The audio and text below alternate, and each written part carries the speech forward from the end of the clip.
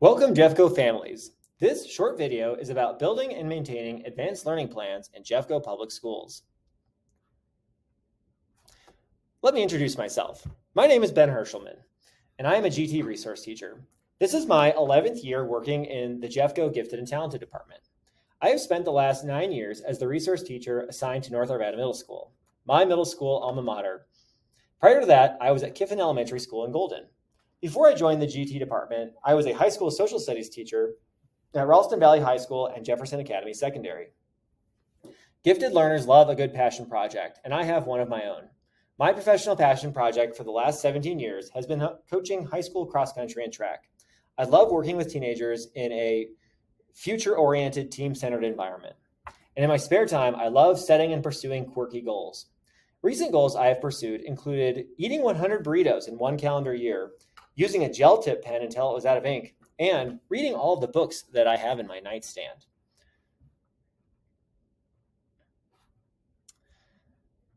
Let's talk about areas of giftedness. In order to write an advanced learning plan, multiple points of data are taken into consideration. These points of data may include, but are not limited to, the results of cognitive tests and/or achievement tests, a student's academic profile, a portfolio of students' work, teacher and parent referrals, teacher and parent observation screeners. The identification process can be initiated by students, parents, teachers, or other district personnel. Gifted student strengths usually lie in specific areas that we have listed here on this slide. Students do not need to excel across the entire scope of their academic experience to be considered gifted. The state has also given us a pathway to make identification possible for gifted students who have disabilities. These students are referred to as twice exceptional. In Jeffco, we take a strengths-based approach to identification, and we understand that each student may or may not readily demonstrate their strengths in the classroom for various reasons. Students without disabilities will need to collect 3 pieces of qualifying data in order to be placed on an advanced learning plan. Let's start by discussing strength areas. The overwhelming majority of gifted students in Jeffco schools are identified in one or more of the strength areas on the left side of this slide. Students with a general intellectual ability strength area will have scored in the 95th percentile or higher on a nationally normed cognitive test. The most common source of that in Jeffco schools is the Cognitive Abilities Tests, or COGAT, which all Jeffco students take in 2nd grade as part of our state-mandated universal screening process. Students with a specific academic aptitude strength area have scored in the 95th percentile or higher on some combination of MAP, or Measures of Academic Progress, or CMAS, or another nationally normed achievement test. Students who have a strength area on the right side of this slide in a specific talent aptitude will have, in addition to other forms of testing, a performance evaluation, an observation scale, or a norm reference test in that talent area. Students with disabilities may qualify for gifted education in the area of general intellectual ability. To meet criteria under state guidelines, a student's body of evidence must include a score of 95th percentile or higher on one or more batteries of a norm-referenced, valid, and reliable cognitive assessment. This designation has been developed as an exception. This presentation is meant to be a general overview of ALP writing. If you have specific questions about any of these items or something specific about your student, please reach out to your GT resource teacher. Every student in Jeffco schools that is placed on an advanced learning plan has a body of evidence built for them using standards established by the state and implemented by Jeffco schools. To qualify for an advanced learning plan, students need qualifying data from the green boxes below.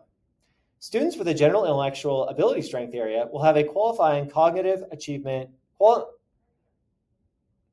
and behavioral observation scale. Students with just an academic strength area will have multiple qualifying achievement scores in addition to a qualifying behavioral observation score. Let's also use this slide to discuss statewide portability. Not all students will do their entire academic life in Jeffco Public Schools. As I previously mentioned, every 2nd grader in Jeffco will take the Cognitive Abilities Test. To meet criteria for statewide portability, a student's body of evidence must contain a robust body of evidence. A qualifying cognitive score may be considered as one data point for identification in multiple content areas if 2 or more other data points for each content area demonstrate exceptionality. Not meeting criteria on a single assessment tool shall not prevent further collection or consideration for identification, especially if other indicators suggest exceptional potential as observed in the body of evidence. The 95th percentile means that a student scores better than 95% of students on a state or nationally normed assessment.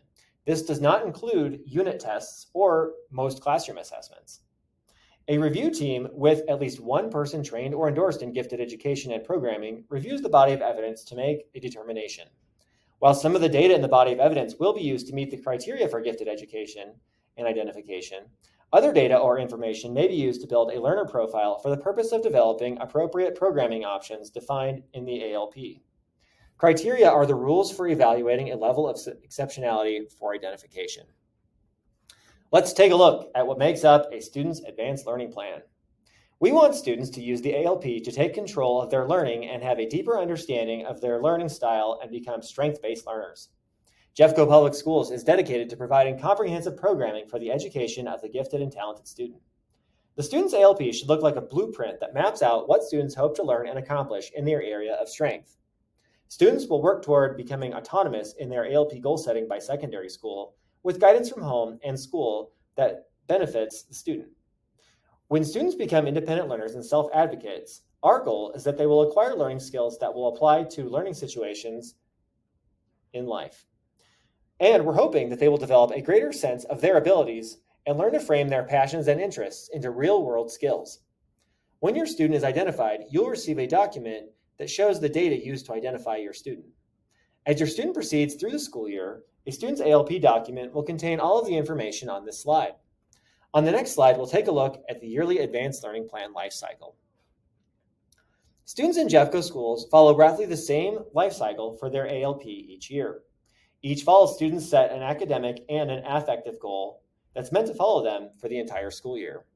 At the elementary level, this is done as a collaborative team with the student, family, and teacher. At most elementary buildings, ALPs are finalized at parent-teacher conferences. As a student progresses into middle school and high school, students are supported with creating and maintaining their own goals for the year. In all cases, progress monitoring occurs during the year and the goal is reviewed and closed by May. Thank you for taking the time to watch this video. Please watch other videos from our short video series for more information on gifted and talented education and advanced learning plans. If you have questions or would like to connect with our team, please fill out the short form on our website to get the link to join us on Tuesday, September 17th between 4 and 6 p.m. And if you have any specific questions about your student or your school, please reach out to the resource teacher assigned to your school by following the link on our website.